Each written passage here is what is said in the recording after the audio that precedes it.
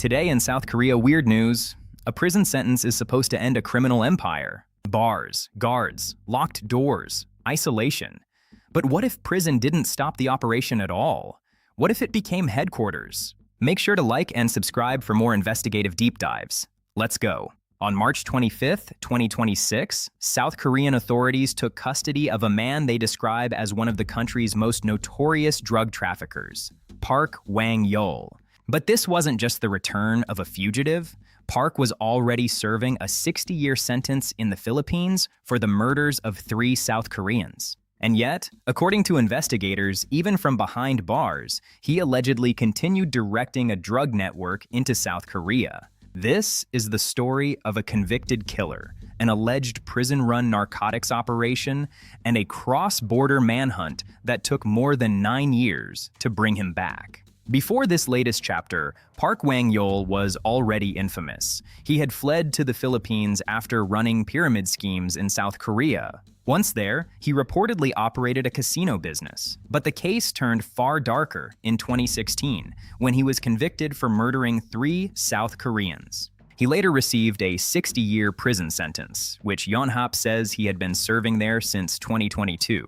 That alone would make him a major criminal figure. But investigators now say the story did not end with his imprisonment. The walls failed to contain him.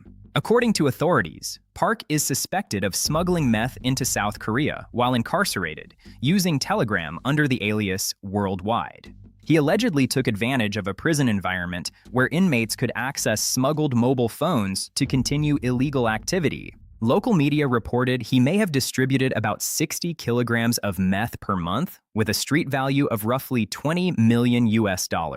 But Reuters noted that officials declined to confirm that scale, so that number should be treated as a reported estimate, not a confirmed figure. Even without that estimate, the accusations are enormous. A convicted murderer, allegedly directing narcotics traffic across borders from inside a prison. Park had already exposed weaknesses. He had escaped from prison twice, taking advantage of inadequate inmate supervision. The concern was not only punishment, it was also control. They wanted to ensure this didn't become a model for future copycats. This had become a test of whether modern organized crime can keep operating across borders, across prison walls, and across legal systems. Then came a breakthrough. During summit talks, President Lee Jae-myung asked Philippine President Ferdinand Marcos Jr. for cooperation. His transfer was possible through temporary repatriation, meaning his Philippine sentence is paused so South Korea can investigate his alleged new crimes. When he arrived at Incheon, he was in handcuffs, surrounded by police. Authorities planned to immediately analyze his phone and expand the investigation. 2 days later, a local court granted an arrest warrant for Park, citing risk of flight and destruction of evidence. Investigators had already apprehended 236 suspects connected to the operation, including 42 alleged members of his organization. Police also disclosed his identity and mugshot publicly for a month, underscoring just how high-profile this case had become. South Korea has some of the toughest anti-drug policies, yet illegal drug use has still been steadily growing.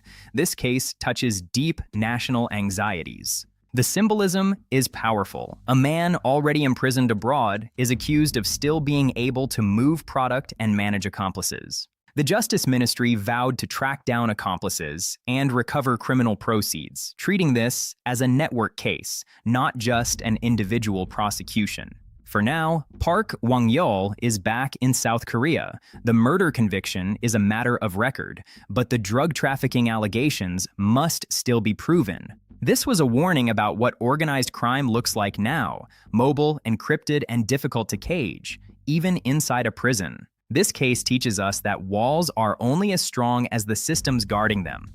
Pick your flavor for the next video. 1. South Korean true crime. 2. Bizarre prison escapes. Or 3. International manhunts. Let me know in the comments.